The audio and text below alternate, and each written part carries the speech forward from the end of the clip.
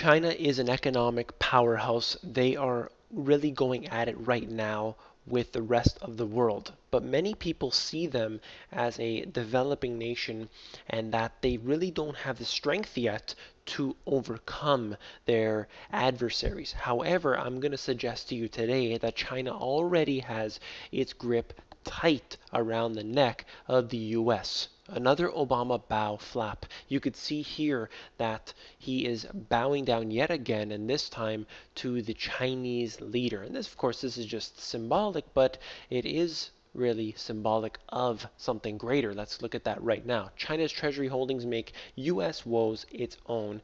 And if I go to the diagram right here, you're going to see that China does own such a large amount of the US debt. Now, what this does is poses a problem down in the future because the US, as I talked about in my book, the US is able to consume and consume and consume because countries like China are buying at the rate they have been. However, in recent years and many statements that certain Chinese officials have made, they want to consume less, and that will pose a problem, a huge shift in global power over the next few decades as China does a few things to change the way they've been running right now.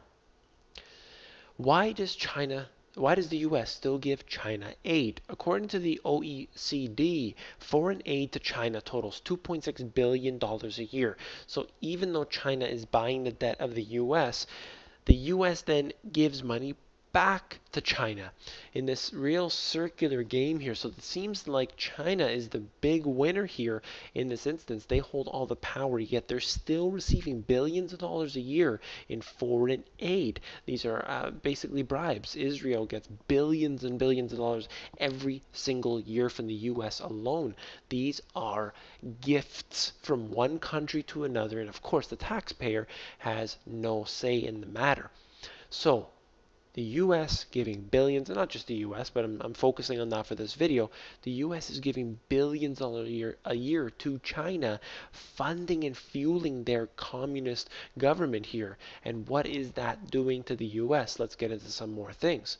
Red Dawn film replaces Chinese villains with North Koreans, and they were saying that it was going to alienate this lucrative market in China. So they had to change the script entirely in the remake of this film for the Chinese market.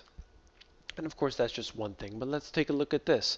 Chinese viewers' Hollywood hurdle. If I go into what they're talking about, films critical of China can face difficulty not only with regulators, that's the point I wanted to highlight, but also with audiences wary of betraying them in a negative light. Now, if you look at this article, you scroll down, there are so many instances where movies have been critical of China, or in some ways they've changed the movies, just like this Red Dawn movie, where it was looked at negatively on China and they had to change that. This is actually really censorship in many ways. China having that grip on the US, particularly on Hollywood, which is essentially where most people are getting their information from because they're so focused on the wrong things. So they look for the mainstream media and they look into the movies and they think they're learning. However, it's so controlled, and you can see that right here where China actually has a grip. Despite the fact that they seem like they're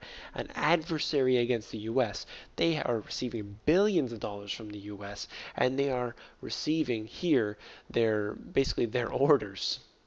And what about this? I've covered it before, but Chinese to spend billions of dollars on American real estate.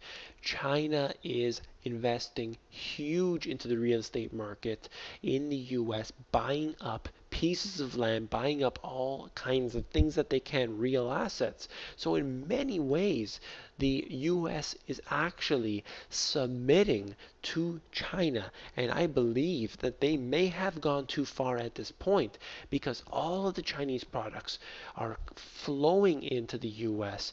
The US is giving billions of dollars, sending it that way.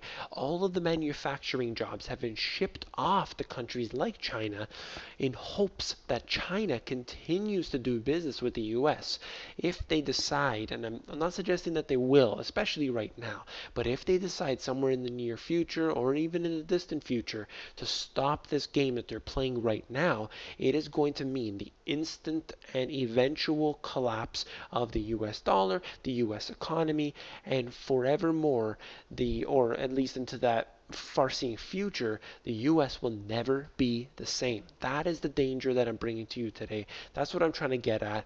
I'm not suggesting that this is going to necessarily happen, but we can already see the steps being put into place, how this plan is being put together on so many levels, and look how it's being funded and look how it's being pushed. You have NAFTA and GATT pushing the jobs overseas into countries like China. You have the Chinese being exploited, like with the Foxconn factory, and you have basically the US or Canada, wherever you live, actually taking advice from China and almost under their command in many ways. It is quite sad, and this is not the way it should go. We need to reverse this, and we need to really speak up against it and do what you can. You need to stop buying the goods from China and definitely do what you can in your own country to really support it and try to go against the way that it's going with this whole offshoring of the jobs. We need to support our economies locally. This is the Money GPS Insiders, where you can get information that I cannot get into on the Money GPS YouTube channel, and also an extension of what I've done in my book. And you can do so by getting to themoneygps.com, scroll down to the bottom, fill in your email address, and you will get occasional emails from me. And it's exclusive content and deep analysis. And I hope you join the others on there.